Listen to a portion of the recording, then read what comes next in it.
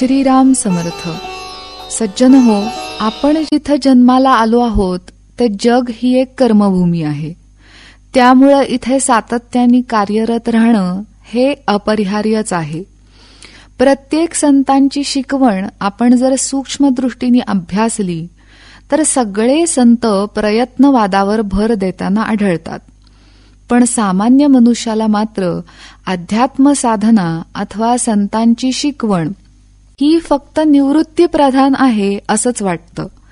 बहुतांशी आपली धारणा असते की आध्यात्मिक जीवन म्हणजे सर्वांपासून दूर अरण्यात वर्षानुवर्ष तप करणं किंवा एकांतात ध्यानधारणा, योग इत्यादींचा अभ्यास करणं किंवा शांतपणाने एका जागी बसून ईश्वराची पूजा किंवा जपजाप्य करणं.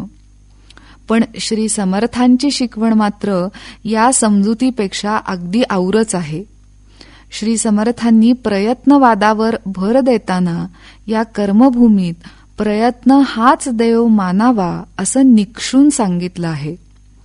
दासबोधामध्ये ज्या अध्यात्माचं विस्तृत वर्णन आलं आहे त्यासाठी यज्ञशाळा, मंदिर, अरण्यवास याची जरुरी लागत नाही. त्याच त्या दैनंदिन व्यवहारामध्ये सुद्धा ईश्वराच्या केवळ स्मरणाद्वारे त्याचं अनुसंधान राखता येतं. जीवनाच्या प्रत्येक वैयक्तिक कर्तव्य प्रसंगात अथवा सामाजिक कार्यांद्वारा सुद्धा अध्यात्म जगता येतं. बहिर्मुख प्रपंचाची दिशा अंतरंगाकडे वळवून ईश्वरमय कशी करावी हे समर्थांनी मोठ्या खुबीने सांगितलं आहे. समर्थांच्या यत्न शिकवणुकीचा सारांश असा की आळस झटकून योग्य दिशेने सतत प्रयत्न केल्यास दैव अनुकूल होईल. माणसांनी निराश न होता निश्चयी दृढ संकल्पाने जगावं. त्यासाठी उद्विग्नता टाकून प्रसन्न मनाने आत्मसुधारणेचा ध्यास धरावा.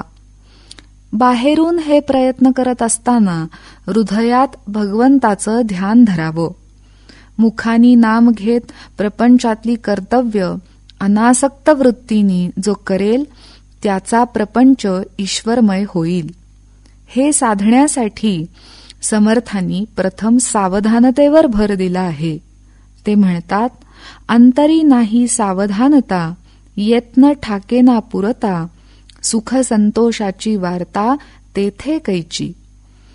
जिथं सावध राहून पूर्ण कसोशीने प्रयत्न केला जात नाही तिथं सुख संतोष कसे प्राप्त होतील.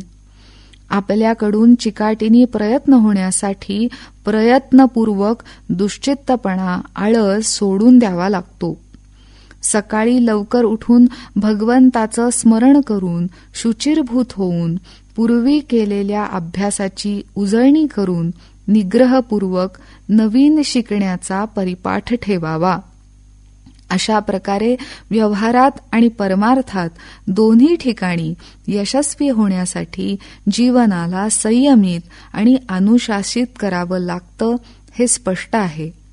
परंतु त्यासाठी इंद्रिय सुखांचा त्याग करावा लागतो हेही खरं आहे. मग प्रापंचिकाला परमार्थ कसा साधता येईल अशी शंका आपल्याला येते. अध्यात्मशास्त्रात विषयत्याग हा शब्द वारंवार येतो. त्यासाठी नक्की विषयत्याग म्हणजे काय हे समजून घेतलं पाहिजे. प्रापंचिकाला काय किंवा परमार्थी साधकाला काय, खाणं पिणं निजणं इत्यादी देहधर्म नीट करावेच लागतात. ते न करता जगता येणार नाही. म्हणजे जीवनावश्यक गरजा भागवण्यापुरते विषयसेवन साधकाला सुद्धा करावंच लागेल. पण प्रापंचिकाचं अंतरंग आणि परमार्थिकाचं अंतरंग यात मोठा फरक आहे. प्रापंचिक माणूस खाण्यापिण्यासाठी, देहाला सुख देण्यासाठी सगळे प्रयत्न करतो, तर परमार्थी साधक ईश्वर प्राप्तीसाठी देहाला साधन म्हणून आचार विचारांची पवित्रता सांभाळून साक्षी भावानी देहाला जगवतो.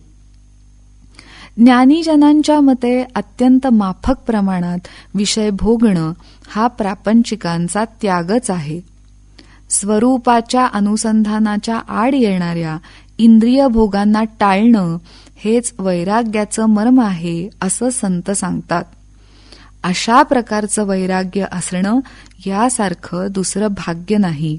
हे सांगणारी दासबोधाची ओवी म्हणते, वैराग्यापरते नाही भाग्य, वैराग्य नाही ते अभाग्य, वैराग्य नसता योग्य परमार्थी नाही. या शिकवणुकीला साजेशी अनेक प्रापंचिक संतांची चरित्र आपण अनेकदा ऐकली आहेत. कांदा मुळा भाजी अवघी विठाई माझी असं म्हणणारे थोर संत श्री सावतामाळी महाराज यांनी कर्मालाच ईश्वर मानून शेतीचा व्यवसाय करता करताच भगवंताला आपलंसं करून घेतलं. त्यांच्या चरित्रात कर्मयोग आणि भक्तियोगाचा सुंदर मिलाफ झालेला पाहायला मिळतो. जय जय रघुवीर समर्थ.